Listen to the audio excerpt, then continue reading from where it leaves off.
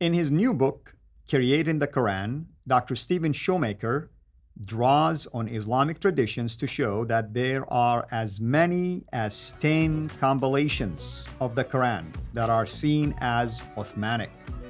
So the fundamental question becomes, which Uthmanic Quran is really the true Quran?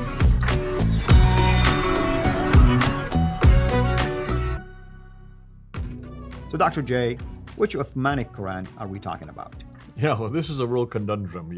If you're one thing you have to love about the Islamic traditions, they are so full of contradictions.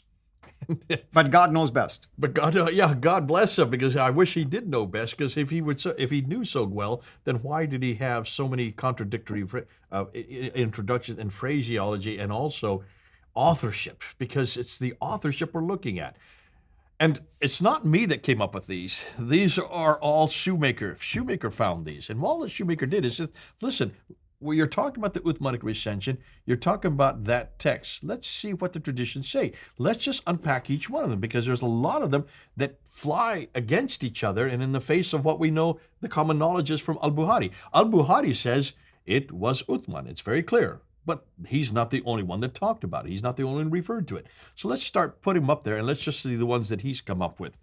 Number one, Salim ibn Maqil compiled the Quran in 632. So that's the first one. So we have here that someone not even Uthman compiled it. Salim ibn Maqil, yeah. Then we have a second one, Umar alone, without Abu Bakr, collected the first. Correct.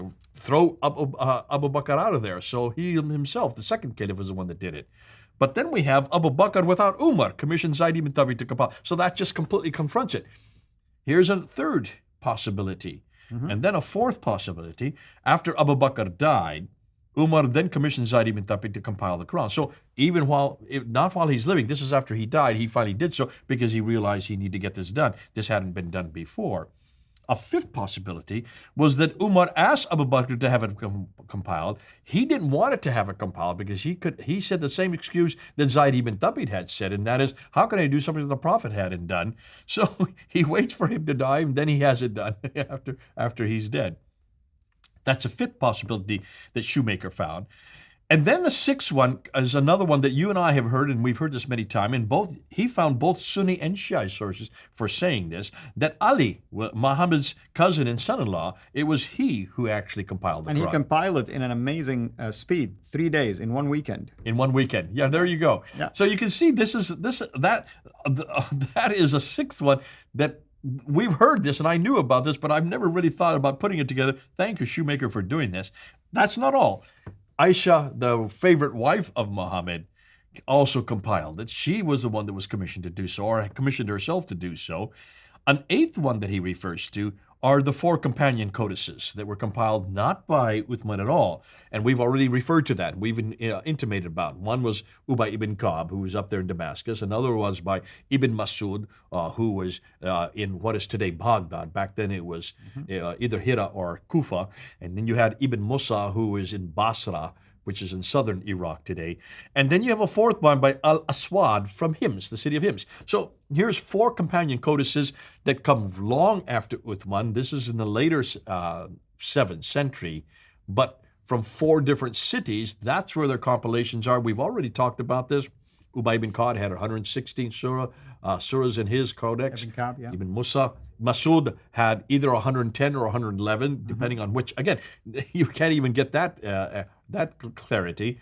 And then even Musa, though he had 114, but they weren't the same 114, nor did they even have the same names as the one that Zayd ibn Thabit, and then you have this one by Al-Aswad in Hims. So that's an 8th possibility of another Uthmanic Quran. Even in this case, they come after Uthman.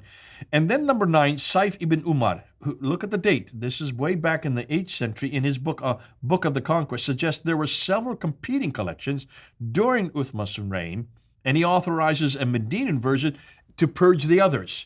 So in some ways, that's close to Al-Bukhari, you're saying, but not many Muslims will agree with that. In fact, most Muslims, when you bring this to the fore, they say, no, there can't be other Uthman. These are nothing more than dialectical differences. But that's not what Saif ibn Umar. He was saying, no, these are different codices that were competing with the Uthmanic recension or the Uthmanic codex. that became the standard. Right. And number 10, the last one, according to Ibn Shaba, and this is in the 9th century, the Quran was compiled before 632. That means while the Prophet was still living. Exactly. Well, during the life of Muhammad. In multiple versions, and Abu Bakr and Uthman were only trying to establish the authoritative one among them. So he was trying to say, well, listen, these were all ones that were given authority by Muhammad. And some people do refer to the 7 readings that Muhammad was, when people coming in to Mecca, or they're coming into Medina where he was living, and they were hearing the recitation. They couldn't understand this recitation. So he asked Jibril if he could bring it down in 7 readings, right, so that they could have it in their own dialect. And so these are readings, but these aren't codices, these are readings. You don't have codices of dialectical codes, as we said in a previous episode. You can't have that without the dots and without the vowels. So obviously these are nothing than oral readings of the way you look at the word and you pronounce it different. You look at the word, you pronounce it different. You either a or u or e vowel, or you put a nun, a ta, a tha, ba, or ya, depending on where you put the dots. So that's what that's referring to. But again, this is a real problem. Which one are we talking about? Which Uthmanic recension? 10 different possibilities, all kinds of different variations. Can you see why this is so confusing, and why obviously this suggests there's an awful lot of human manipulation here? Absolutely. And Noldeki, in his book, The History of the Quran, did make reference to a number of those actually, let's call them accounts. And he was referring to them as contradictory accounts, especially the ones about Umar and Abu Bakr, which famously everybody knew that, according to the tradition, that Umar approached Abu Bakr out of fear of losing the Quran because of the death of many huffaz, basically, or memorizers during the Battle of Yamama. And he told them that we need to really do this. And they bring Zayd ibn Thabit, ibn Thabit, basically, and he was concerned that he has to do something that the Prophet himself did not authorize, and so on. But then you discover that, well, there's a possibility that actually Umar is the one who did it after the death of Abu Bakr, or that Abu Bakr and Umar did not agree, and Uthman waited, or Abu Bakr is the one who initiated. Muslims don't hear these things, by the way. Although, for instance, Noldeki will quote to you traditional accounts. These are writings by early Muslims concerning this. But you don't hear about this. Now, thank you for Schumacher that he's actually putting these to the fore, and that what we're going to do is just take it in so the whole world hears it. The world needs to know about this. It is not as simple as saying the Uthmanic recension.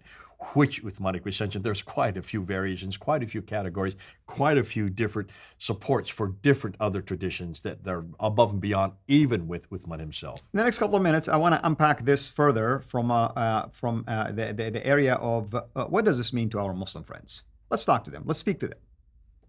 Well, I would suggest, for Muslims, if you're listening to this, because you have been told something that is only, and this is the only way to look at it, and I understand that because I'm hearing it from you. You're the ones who have been telling me for almost 40 years that there has only ever been one Quran. There has only been one revelation. And this revelation that came down to Muhammad was verbatim the exact same thing that Uthman put together. You've already said, we've already shown you already today in previous episodes, that there are already 2 between 632 and 652. That's 2 Qurans. Then we have another 4 companion codices that we talked. So there's another 4 Qurans. We're not even getting into the Qira'at and the Ahruf. Can you see there's a difficulty with your narrative? What you've been told from the time you were yay-high to a grasshopper, understandably, it's the only thing you're ever going to be told. It's the only thing that I was told. I assumed that these were correct until I started reading the traditions, until I started reading other scholars.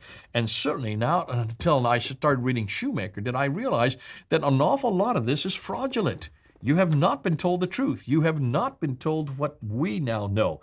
You're going to have to go back to your imams, you're going to have to go back to your authorities, and you're going to have to ask them the questions we're coming up with. Because notice everything that Shoemaker is introducing is from your own traditions, from your own authority, from your own categories. Therefore, you need to go and deal with it. Please stop making these claims unless you can support it. And if you're going to continue to make these claims, and if you don't like what the traditions are saying, if you don't like all these multiplicity of different authorships, even of the Uthmanic recension, then go back and show us from the 7th century what really did happen. I'd love you to find that. I'd love you to tell us, because we've been asking this, my good friend Al-Fadi and I, we've been asking this for years. Please, from the 7th century, tell us what really happened. Thank you. And I really share the same desire by my dear brother here. And I add to it and I say, from the bottom of my heart, I beg of you to investigate these things for the purpose of knowing the truth. You and I grew up believing in the authority of the Quran as the only preserved book in the history of mankind. The same God who revealed the Bible somehow allowed the Bible to get corrupt, but he did not allow the Quran to change.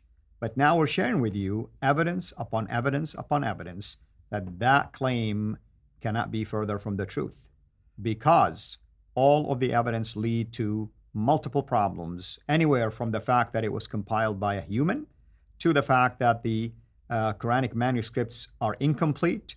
They do not support a complete copy from the 7th century.